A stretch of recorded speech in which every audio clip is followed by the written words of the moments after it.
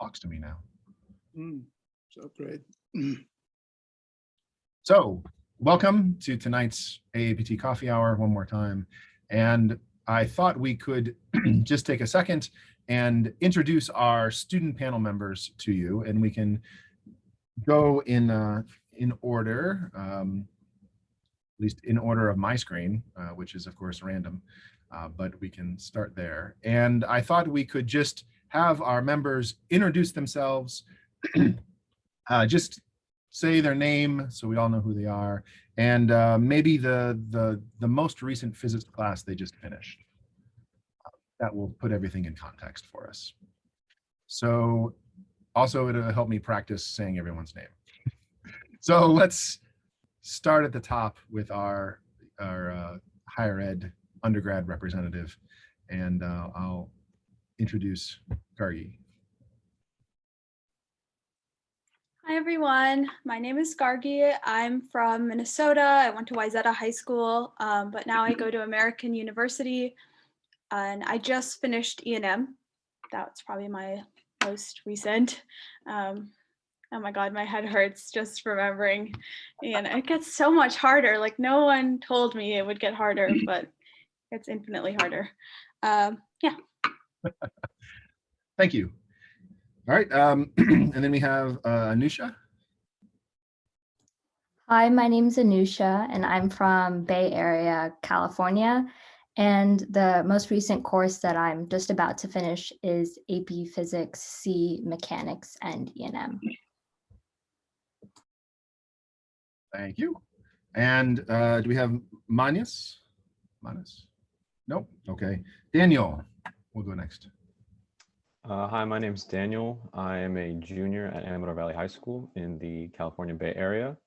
And the most recent physics class I finished was AP Physics C, E&M. We have a lot to talk about E&M tonight, apparently. All right, and then we have Andrea. Hi, I'm Andrea Silva. I'm a junior at Thomas Jefferson High School for Science and Technology in Northern Virginia. And the most recent physics course I took was probably AP Physics C, MEM, like mechanics and E&M, but not really that much E&M with Mr. Hannum, so. Correct. All right, and Jack. Hi, yeah, so I'm Jack. I'm also a junior at Thomas Jefferson, and so I also just took AP Physics, Mechanics, but not as much E&M. And Manya.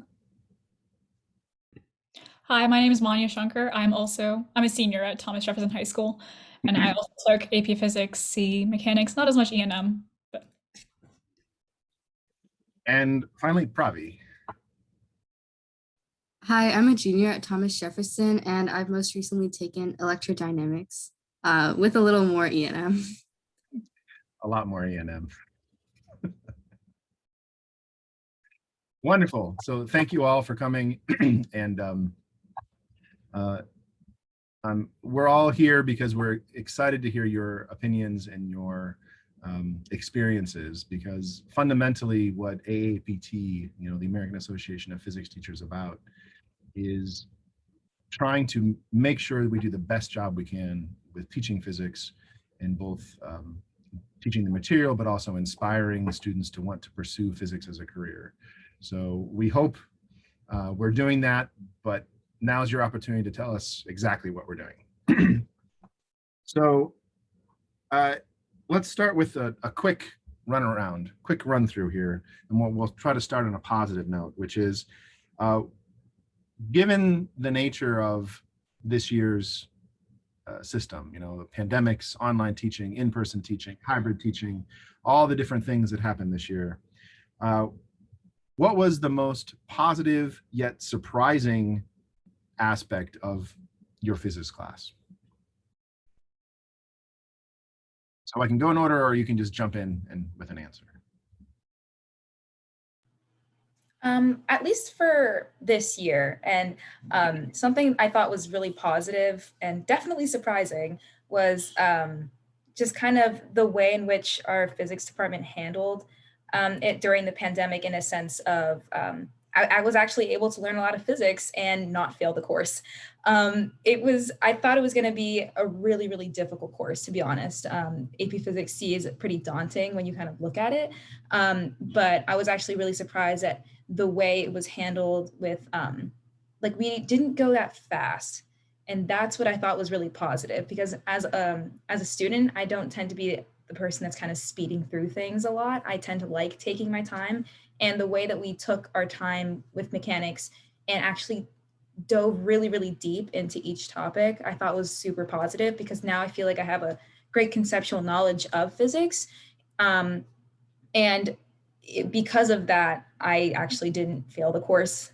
So that was actually a pretty, like, a great note, at least for this year, despite the circumstances. Right. Gargi, I saw you were about to speak. Something that I really admired my professors for was that their office hours were so open. Every single professor had somewhere in their syllabus, if you can't meet at my office hours, you can email me and we can set up a meeting. And I cannot tell you how many times I've emailed, my calculus professor or my DiffEQ professor being like, whatever you said in class, I really didn't understand it. Do you think we could meet outside just for 30 minutes? And that was really helpful to me. And I think another thing was that all of our classrooms had a bit of a solidarity towards them, because we were all kind of going through it together. And sometimes when you're in person, you don't really feel that, but like we had a Discord channel and we would have little weekly study meetings, and it was very wholesome. So yeah, those two things I really admired, and that's, I think, what allowed not only me but most of the students to do well. Sort of bouncing off of what Gargi said, I was really positively surprised by the number of people who actually paid attention in class this year. Like, all of my other classes have been completely dead or completely silent. And like, when the teacher asks questions, nobody is answering because literally nobody cares. But in quantum or in electrodynamics, like, people have been actually paying attention, and there have been like actual conversations about the content. And people also talk outside of class in like Discord servers and stuff. So it's nice. Yeah, my biggest thing was that like it was definitely my only class where like there was actual feeling of like a class community where like, we would talk about like making a sandwich truck and like driving it around the country and all the different sandwiches we would sell in our physics class. And like it was like, because since we're not required to turn on our cameras, this was like the only class where kids actually did so willingly, and none of my other classes did like anyone turn on their cameras. Like, the one thing I always remember is like at the beginning of the year when we made like a Spotify playlist of a bunch of everyone like put in their own songs, and we made a physics Spotify playlist, and I thought that was a very memorable like icebreaker type activity that also didn't feel like stupid and forced. But yeah.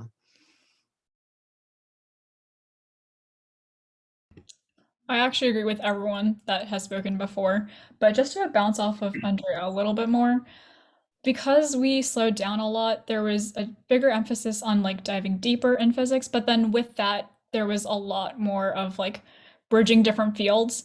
I am more of a computer science person myself, and there were actually assignments where we do coding projects, which would it would build on what we already know, and it helps to I guess like bridge different concepts together. It just made it overall a lot more enjoyable, and just like showed that physics is more applicable than we think. I mean, obviously it's everywhere, but like I guess people don't really internalize it until they actually do it. And so that was really nice. Yeah, and going off of what a lot of people said already, it's just I was really shocked of how like open like our teachers were for questions. Like my teacher, Mrs. Barnett Dreyfus, like had 2-hour office hours like twice a week. And I was like shocked, like, wow, that's a lot of time. And I felt like that was really helpful because in past advanced classes, it's sometimes kind of hard to get a hold of the teacher, but this made it really easy and very like they encouraged to ask questions and learn more and question what you're learning. So I really like that. I also just want to echo, what some of my other peers said about how there was more connectedness in the class. I think I had more group projects in AP Physics than I did in pretty much any other class. It was a struggle, but I'm glad that I wasn't struggling alone. I could always, like text someone or, talk to someone on Discord or set up some kind of study meeting with someone. And I think physics was really the only class I could do that. No other class offered me that sort of connectedness. Kind of unrelated, but a little more about content. I think Physics C and electrodynamics were sort of my first classes where the teachers stopped holding our hand for all the physics problems. Like in other physics classes, it's usually just for every unit, there's a few formulas, and then all the problems are direct applications of those formulas. And I feel like for these classes specifically, we actually got to like think about mechanisms or like think about the reasons behind the formulas. And it wasn't just direct application. So I enjoyed that.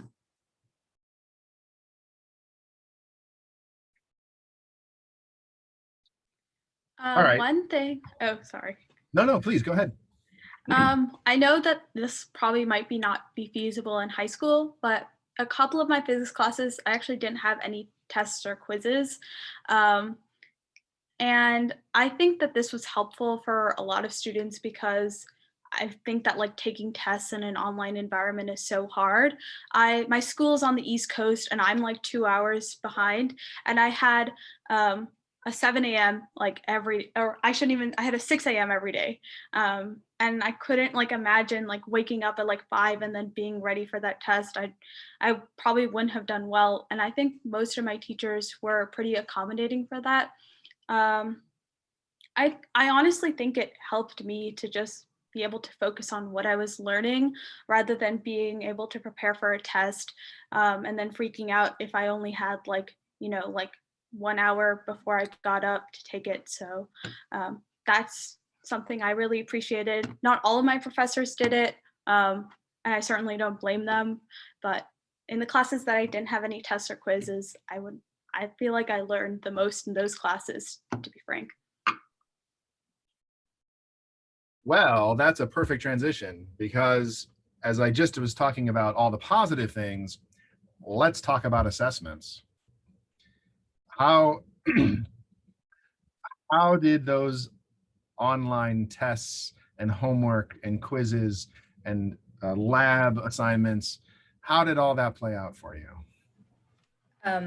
I can just kind of start right away. Our tests were, because it is an online environment, they were open note, which, because you can't stop cheating.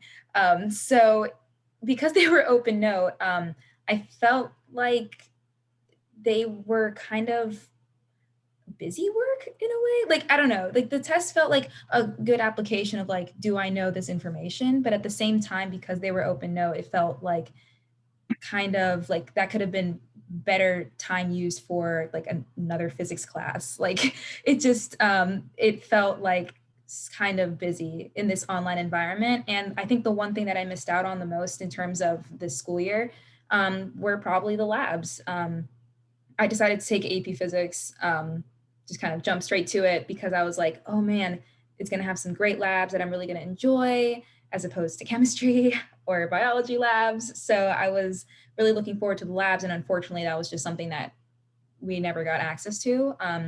But I guess I want to address each part a little. The homework, a lot of those were, at least for us, were assigned through WebAssign, and were kind of these multiple choice problems where you got like, or a free response as well. And you could kind of get a lot of leeway in terms of collaborating with others. I think that's the best part of the homework this year. It was less problems. The problems were actually pretty fair and somewhat challenging. And at the end of the day, you could still collaborate with others and get a lot out of it. So I did see myself learning a lot of physics from the homework itself, as opposed to kind of being tested on it. So yeah, I would say I missed out on labs. Tests were kind of and homework was actually pretty productive and helpful. Yeah, so I kind of had a similar, I kind of agree with you in that I liked the homework. It felt like reasonably challenging, but also allowing of collaboration. I didn't really understand. I never like got web assign, especially like on the homework assignment specifically. You were always limited to like 5 submissions, which I didn't really see the value in because it felt like stressful if you were getting it wrong and you were like running out of chances to get it right before you would just not be able to do it anymore. And I thought that that was like if you didn't understand how to do it, if you ever did hit like the limit and you were just done with the question, it kind of just prompted you to then give up instead of like actually keep trying until you figured out how to do it. And all of the questions, like most of the questions were free response. And like what I think the value of the 5 submission thing is to prevent people from just like guessing over and over.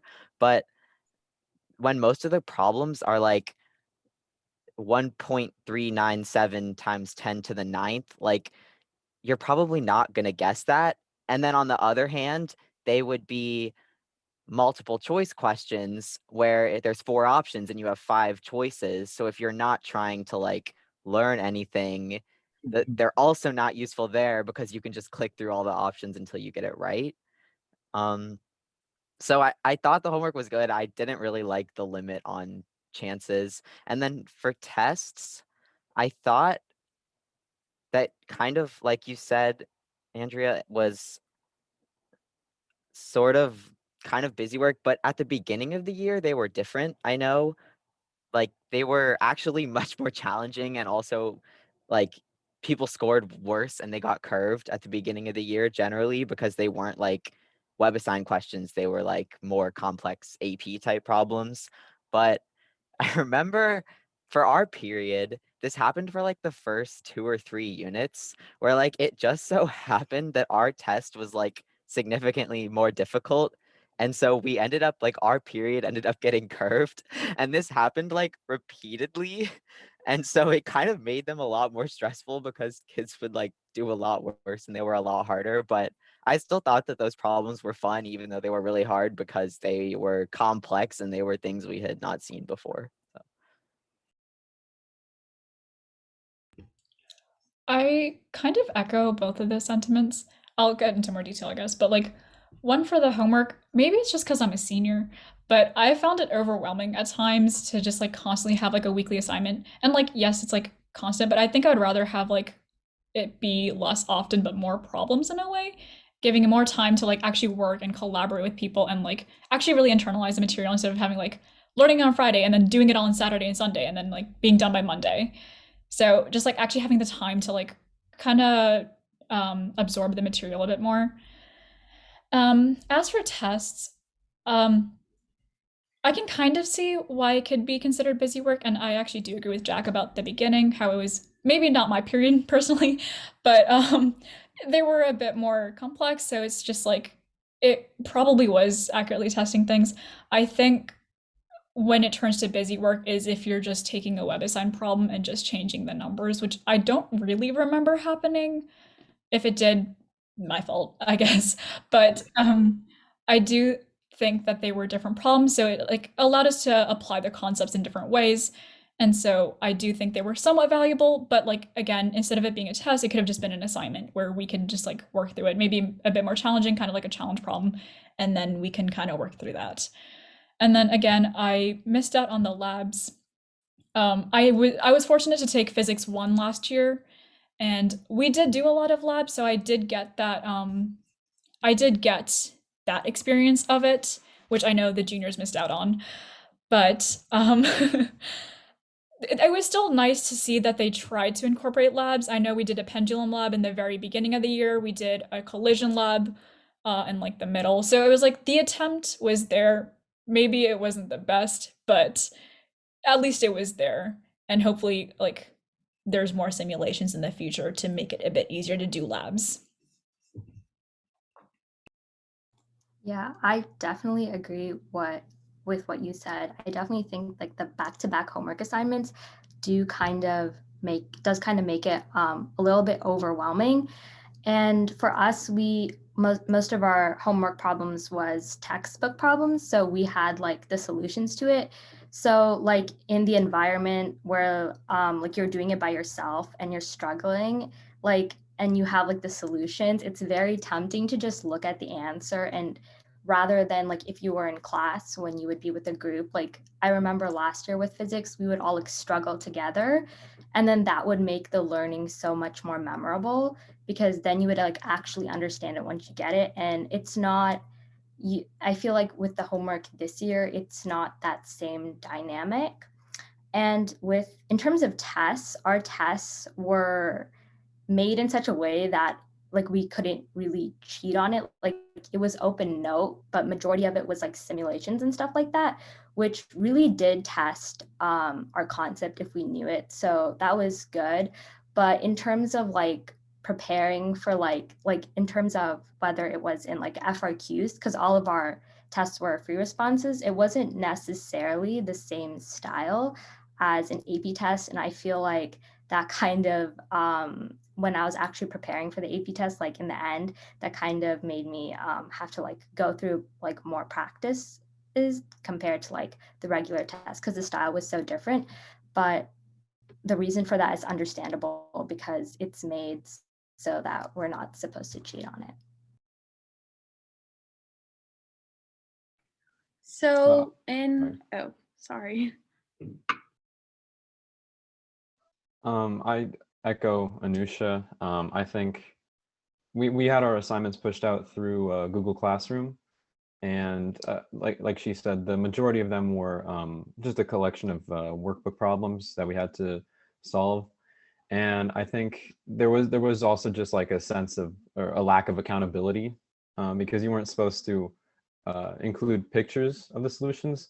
And of course, I always did all the problems, right? But I know some students just kind of hit submit on the assignment to check it off the roster. So I feel like, and this is just a situational thing. This is because, you know, we aren't in the classroom, we aren't having those checked in person. But again, that lack of accountability sort of just kind of allowed some concepts to slip away. As for the tests, our tests were, I actually didn't know our tests were open note, which could have probably helped me a little bit.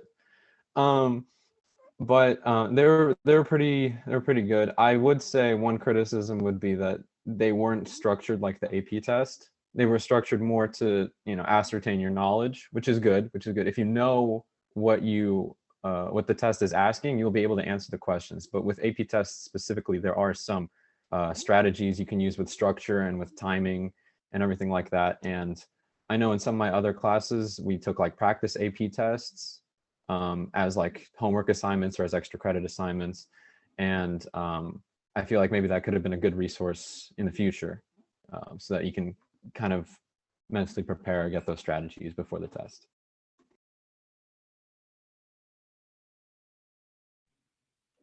So my homework assignments looked a little different. We had written homework assignments for basically all of my classes, and the times that we wouldn't have a written homework assignment was when we'd have a Mathematica-based homework assignment, which I think was really good practice for using Mathematica.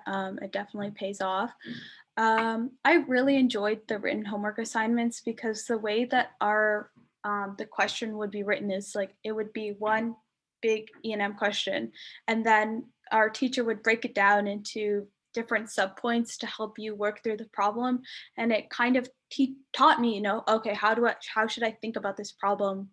And E&M was kind of like the first time I like stepped away from using something like kinematics or, you know, those questions or those formulas that are given to you automatically. Mathematica, that was fine, you know, just learning how to use it. I didn't know how to use it before this class. I did have some MATLAB questions too when I would do lab questions. I didn't have a lot of labs, but when I did, it was either using Excel, which I really hated because I just didn't know when else I would be using Excel. And I had a Mac and my laptop like died halfway through the semester, so I had to start using this, and it was really hard. And also use Pivot Interactive, which is like something that will show you that the videos, and then you have to write a written response to that. And I was a chem major before I switched to physics like in September. And that was kind of hard because I would have to like write lab reports on top of what we were doing in Pivot. And it just wasn't super helpful because the lab reports that you would do in high school, like what you're doing, right? You see like a titration lab and you're like, okay, like this is the margin of error, but then you're seeing somebody do it in a video, and it's honestly not that helpful.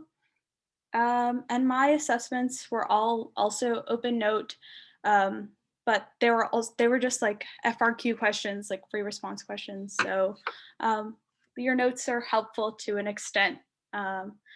And yeah, I think honestly all my teachers really cared about us learning the information. We also used mastering physics. I don't know if high schools are still using mastering physics. And we had 3 chances to get it right, and we were never given the answer right away. I know sometimes you can make the student do it until they get the answer right, but we only had 3 chances. Which was, yeah, I think somebody said that was frustrating because you were worrying about getting the right answer. But we were allowed to work with different students. You can work with your classmates. The best thing about mastering physics is that everyone gets different numbers. Like no one gets the same number, so you can know how to do like a mechanics question, but it won't give you the same answer. What else did we do? Sorry, every class was like different, obviously, because everyone has a different syllabus. Just trying to remember. One of our teachers made us do journal assignments, which is like you read just something somebody posted in like APIS, like AP, the physics journal that students can use. So you would read it and then you can write a report on it. I think it's their way of trying to motivate people to go to grad school. So I think it worked on me, so can't say that was ineffective. What else did we do? Oh, also we would also have like group assignments. So everyone was given like a group project, and then we were given like 30 minutes in a breakout room to answer it. And if you answered it, you got a bonus question and extra credit. So like, yay. Yeah, that was probably it. Yeah. Well, I will say well, first we should say something else. One thing I forgot to do that maybe would put some of these other comments in context is we have kind of 3 distinct groups. We've got TJ, we've got California, which I can never remember the name of your high school, I'm sorry. And then now we've got AU. Can one representative from each place say how much of your year was virtual and how much was in person, if any? Okay, so at TJ, basically the majority of it was online. We only just started coming back in person, those who chose to come back in person. And I believe like March. And that started out as like kind of you go in 2 days and you stay virtual 2 days. And then those who chose to be like in person 4 days a week could go in to school 4 days a week. So it was just a matter of choosing. At the end of the school year, you have 3 different groups. You're either going into school 2 days, going to school 4 days, or you're completely online. At Amador Valley High School, it was pretty much the same. We were remote for most of the year. We started around mid-March. The administration let us go back in after some protesting from the parents. It was split up into 2 groups. One group went Monday, Tuesday, and another group went Thursday, Friday, and then Wednesday was kind of like a collaborative work day for everyone. And then towards the end, they combined both of those groups. So people who decided that they wanted to go in person, there was, I think the majority of people decided to stay online. But the people that went in person went all 4 days. And AU has been completely online since March. So I haven't seen anyone in a while, but it's okay. Some labs, but not our department, some labs, I think an environmental science class allowed students to come in. but then that got shut down like 2 weeks in. So yeah. All right. So I have a few more questions, but there's been some people that have been raising their hands in the chat and other things like that. So before I jump in and just monopolize with all my interesting questions, why don't we see if anyone else has a question for you?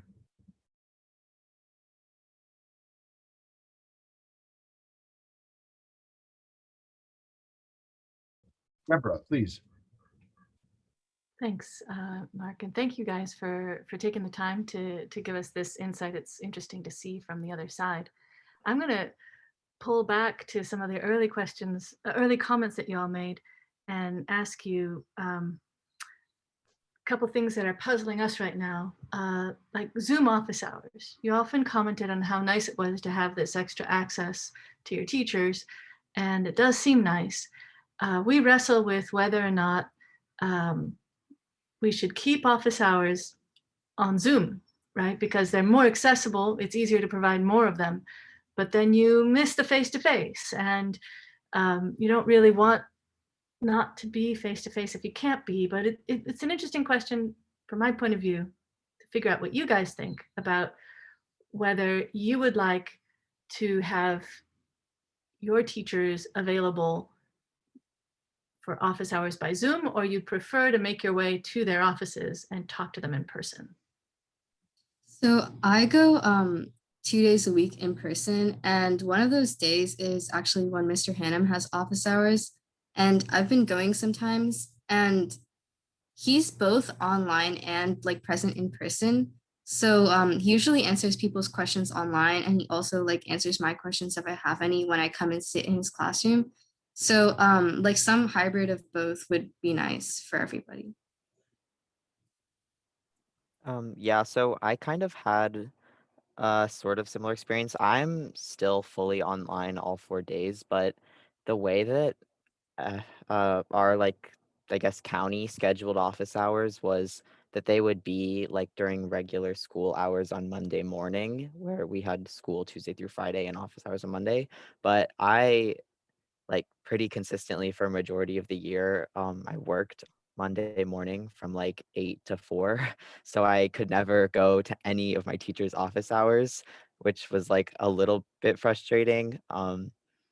Yeah, at times it kind of worked out, but so like I guess my thing was just I think it's nice if they're a little bit more flexible since like they might set up these time blocks, but like not everyone can attend the ones that are already put in place. Yeah, so I'm completely online too, and I'm actually one of the students who goes to Hannum's office hours like every week. And I honestly do prefer going in person, but I know it's not really accessible to everyone because there's circumstances and whatever.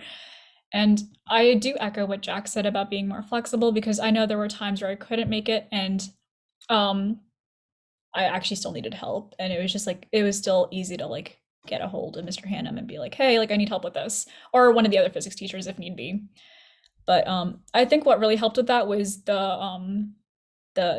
we used Matterless to really connect everyone. So being able to private message like the teacher and be like, hey, I need help with this, and like even though we're not like face to face or like on a call talking, him still being able to like guide people in the right direction, be like, hey, like maybe try this way.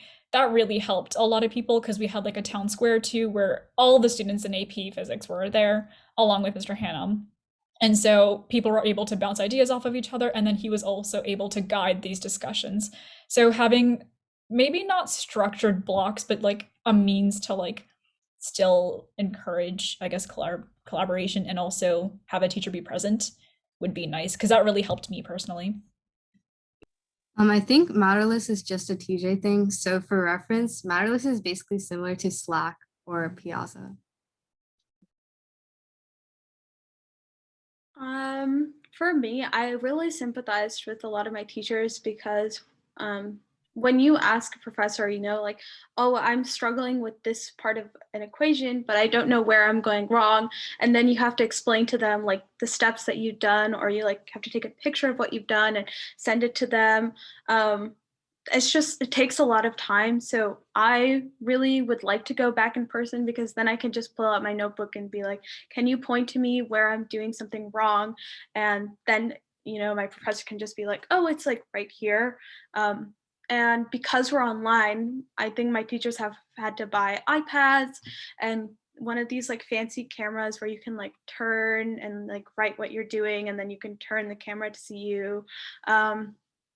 And like that's all great, but I would really like it, once we're back in person, if I could just go physically to office hours, mostly because like that's kind of like it's like a motivator for me. Like if you're like, oh, like I know I can go to Zoom office hours, I would see students be like, yeah, I'm gonna come to office hours, and then they would never show up for office hours, because I was also a TA and I'd be like, hey everyone, I'm holding office hours here, and then it would be like one student, and that student consistently showed up. So like, yes, like I think Zoom office hours are good, but like I feel like sometimes when you get into higher education, students can kind of slack off and be like, oh right, I know that they're there, but sometimes they won't show up. But I do like, since I was in a different time zone, sometimes office hours were hard for me to go to. So it was nice when a professor was always like, you can message me and we'll set up a Zoom meeting. And that way it felt more personal. And so I would feel obligated to show up because I just asked this professor to carve out time for me. So I think that's good, since we're in an online setting. But when we go back in person, maybe like I think more online or more in person, just because like I think it's easier to learn that way personally for me. But if a professor was able to say like, I can meet with you on the weekends over Zoom, that'd be great. That'd be perfect. Yeah.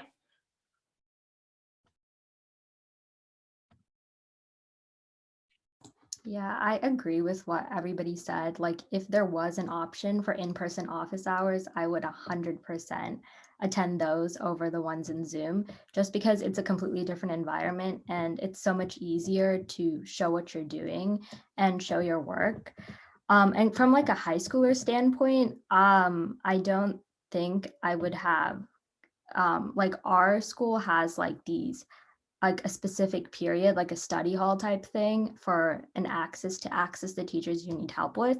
So in that sense, it's not conflicting, but thinking of it from like a college standpoint, I would like definitely want to do in person versus online office hours. I mean, honestly, I think that there is a possible in between, because COVID kind of impacted the way that we've been learning. There have been obviously some negatives, but I also think there are quite a bit of positives with the technology that we've gained and like learned throughout this time period. So I definitely still think having Zoom office hours as an option is still really helpful for those that maybe can't make it to an office hour.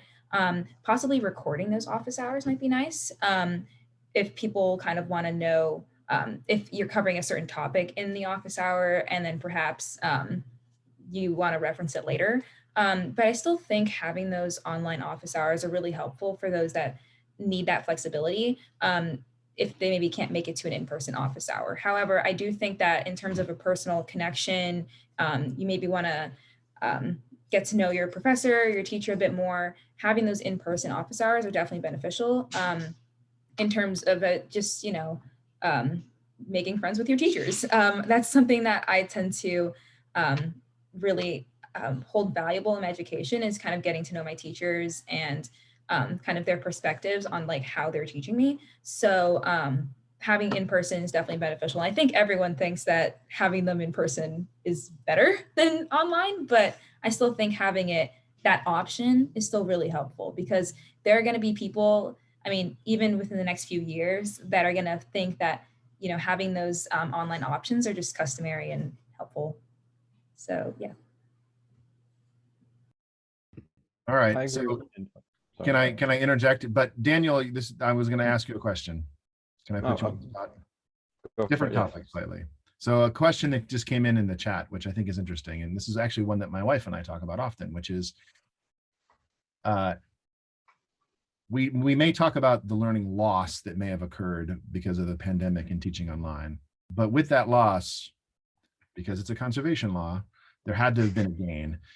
Mhm. So there's, because of the symmetry in nature, what are you better at now because of online learning? What am I better at now because of online learning? I'd say more learning for myself.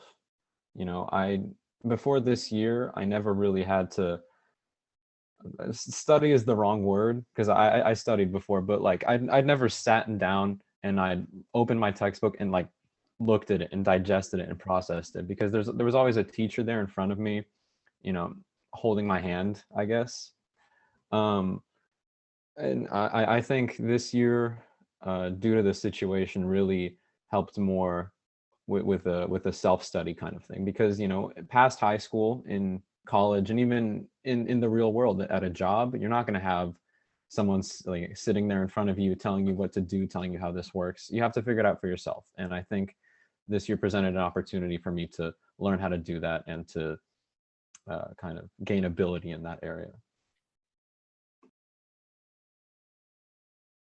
Yeah, I think that for me, online learning has taken away like the time, but for me, I think that it's made me like go a little bit out of my comfort zone because even though there are some things that are restricted, there's also so many more opportunities that were opened. Like, for example, I know like another high school nearby, like Berkeley High School, they had like guest speakers come in every week from like Berkeley Labs and like talk about like all this cool stuff and like theories. And like I would hop on to their Zoom calls and like listen in. So just the way that online learning has made things accessible to not only just to your school, but to other areas, and the way that that spreads more information kind of like made me go out of my comfort zone and just find those resources and learn much more than I would have in a regular year. I don't know if Yes, anyone disagrees with my symmetry arguments, by the way, but you know, if you. Yes, Andrea, sorry to interrupt.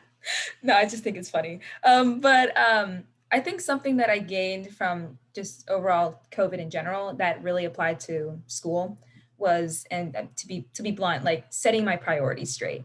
I'm also like a really competitive soccer player, so right now it's a balancing act between wanting to get recruited for college soccer and also handling these really difficult kind of school obligations. And I think I've gained a true sense of kind of setting my priorities. If physics is the priority for the week, I'm going to set that as my priority.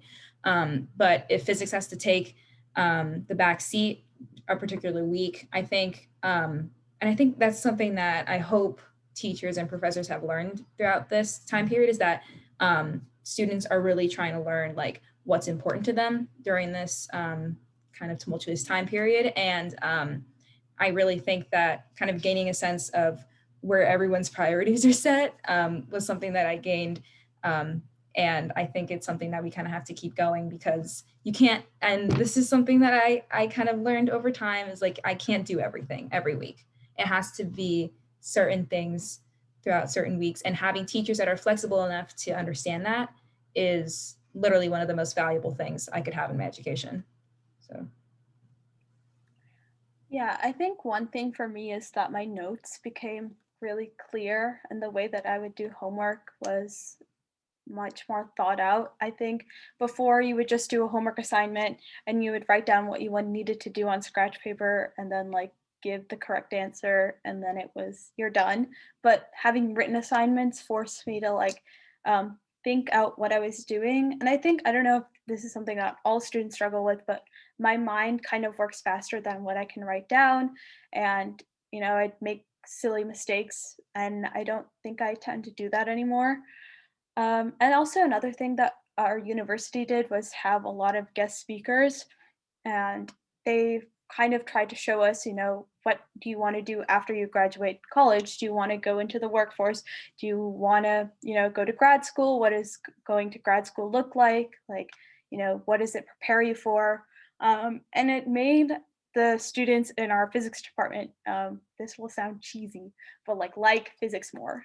You know, I like felt like the more our university tried to engage with us, you know, it made us feel like, oh, like it like makes us feel appreciated. Sometimes you talk to people who go to different schools and you talk to them about what their physics department is like, and they're like, oh, like yeah, like we just get homework and then our TA grades our homework. And like when you go to a big university, I think that's like the reality of the situation. But for me, I go to a fairly small school and we only have a few physics students, so engaging with our faculty like that, you feel really appreciated. So that's something I feel like I learned, like, or like something that has encouraged students to like stay in the major and stay in the department. Yeah.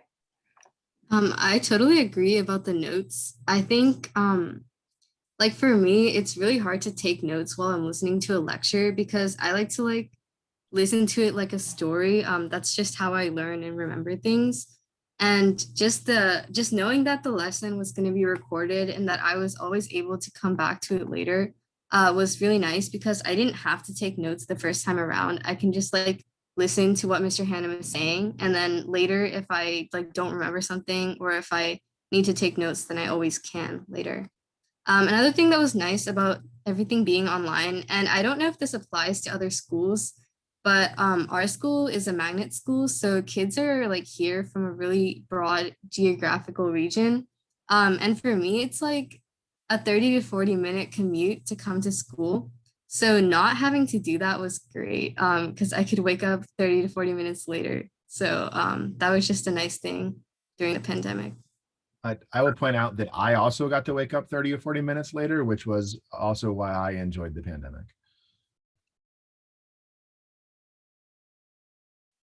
Any other questions for our panelists?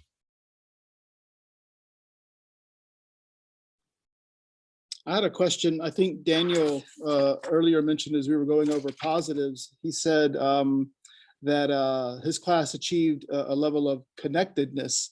And I was wondering if you could say how that happened. How was that achieved, if you could, if that was you and if you can remember. So really it was physics, the actual physics class, more people had their cameras on than any other class. And I think that's just because, you know, the people who take AP physics are more academically inclined. They're more, they know that they have to focus. And so having that face-to-face connection, you can, instead of just staring at a bunch of names, you're seeing that person's face. Also, we were put into breakout rooms a lot. There was a lot of like, during the class, our classwork was mostly collaborative. You just go into a breakout room with some random person from your class, you say hi, and then you get right down to it. You know, you have that, the connection is instant, and you learn how to work with the person. You learn how to like collaborate on this specific issue that you're given for that day. And maybe that's just a physics thing, maybe that's just a science thing, but I never saw that in any of my other classes, not English, not history, only physics. Thank you. I would just like to add on that like in our class, we had this similar level of connectedness as well. And I think part of the reason, because we had breakout room activities in other classes that weren't really as effective, but I think the reason our class was so effective at doing that was because Mr. Hannum started the course, like he was really friendly, and we like start every class by just talking about some random nonsense. Like we'll talk about like current events or memes or whatever. And I think that really like gets kids to sort of pay attention or like connect with their teacher a lot more than if you just started every day with like writing a random formula on the board. Hey, we're recording this. We spent every minute doing physics and nothing else. Physics related nonsense. Okay. No, I definitely want to add on to what Pravi kind of mentioned. Having a, and I think I put it in the chat briefly, but having a teacher that is not only willing to kind of give you their perspective of like how they're feeling for the day. Like if my teacher's feeling pretty like, you know, it's not it, I haven't had enough coffee. it's, you kind of get a sense of how they're feeling, but also having a teacher that's so passionate about what they're doing and kind of expresses that passion with their students really not only makes you feel like more engaged, but also makes you feel like you want to try harder in the class. Because if you like your teacher, like you want to make it worthwhile and you want to make them proud. And I think that that's something that students can really get a sense of. Like if you feel like you're not as passionate about a certain topic, students can get a sense for that and it can kind of get a little lazy about it. But if you have a teacher that's willing to share their passion and actually fully express it, as well as being very relatable about how they're feeling, that really helps the student-teacher connection, especially throughout this pandemic, and even more so like in person. Okay. So Yeah. friendliness and personability, great. Yeah, Jack? Oh, I was gonna add on definitely I thought the best part of how we built a physics community was spending like 10 minutes at the start of each class to just like talk about, whatever was going on. I like my like random memories, as like I said, one example was like the sandwich food truck was like one like Mhm. ridiculous like snowball conversation. And then there was one that was like swimming the like water like like alcatraz, and one was like biking the 50 states, like the roads in Washington, and just like like whatever ridiculous random These have stuff. like physics themes at as an underlying current, or not necessarily? Not really. Or sometimes what would happen is we would have like as an attendance thing, we would have like a random question at the start of class that was like oftentimes absurd or unrelated, and we would kind of have people just like build off of that question until we were like somewhere ridiculously far away from our starting point that was Mhm. not anything logical or like physics related really, but got people engaged because it was fun to like add on to this chain of use, like just random, I don't know, like it was fun. And after like 10 minutes, we like every day Mr. Hannum would be like, okay, like we're gonna actually start talking about We have physics to do now. some physics Like eventually. Yeah, we actually okay. have That to get sounds like started. fun. Well, Yeah. hey, in my defense, and Daniel and Nusha will appreciate this, the Alcatraz story was because I did the Escape from Alcatraz triathlon, and I had to use vectors to appropriately navigate the There you go. San Francisco Bay because of the current. And it was a whole story about vector addition in real life and how it saved me from the sharks. I mean, some of it also was like about historical physics figures, which I thought was pretty cool. Like for our class, we learned a lot about like relativity and quantum, and it was really interesting to hear like all the stories of the physicists behind these things. Like I think Mr. Hannum, you should tell them the Tycho Brahe story. No, no. Where he lost his nose? Well, we'll save that for another day. Oh, yes, that's The one interesting. about the moose. The moose. In order to save a little bit of my own face here, I am going to change the topic. So last week's conversation was about pandemic keepers or pandemic losers or leavers. Pandemic keepers, pandemic leavers. So very quickly, in 30 seconds or less, I want to hear one thing that you want to keep and one thing that you definitely want to get rid of.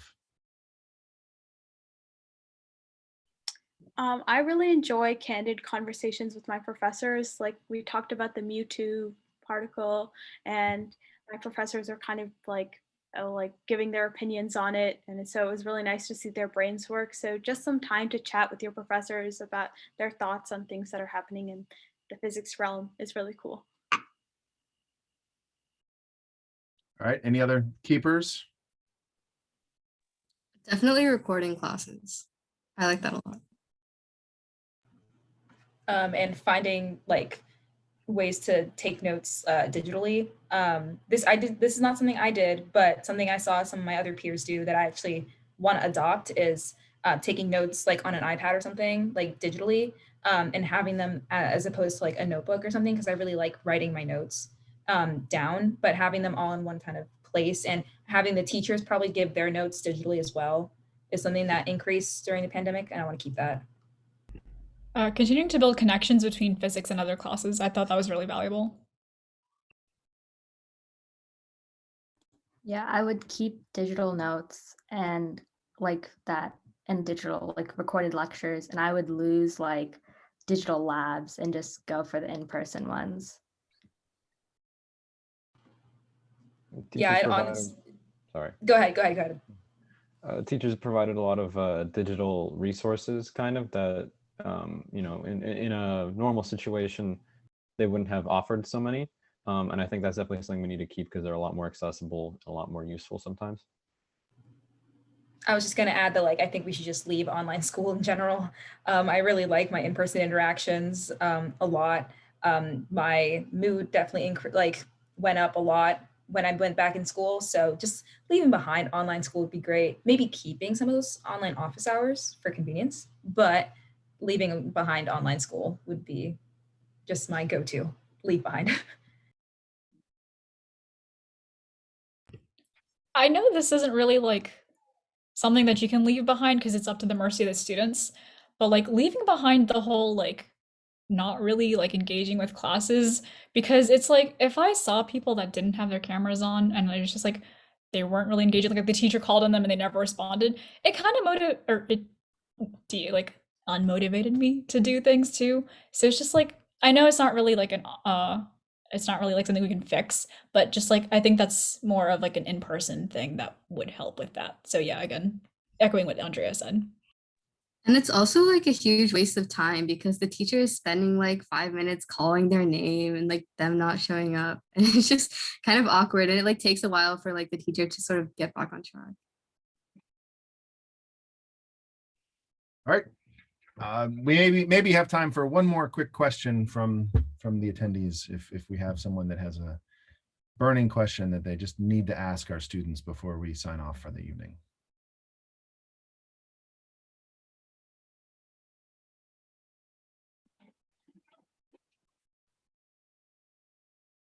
All right. Well, can I propose maybe if you do leave this session and you all of a sudden think of something that you just had to ask a student, please drop me an email and I'll forward it to all of them, and maybe we can coax one or two more online responses from them. But can we also all give them a hand, because many of them literally just finished their AP exams like an hour ago, and they still decided to show up. So I want to say thank you to all of them for doing that. So thanks again, everyone. It was always great to see you. I once again thank you, all of our students, and we look forward to having you take more physics classes in the future to become amazing physics majors, or at least recognize how important physics is in your life, even if you're, you know, a CS major or something. Or God forbid, a chem major. Oh, no, we don't talk that way here. But thank you all for coming. Have a great night. Thank you. Thanks, everybody. That was great. Thank you so much. Thanks a million. That was really good.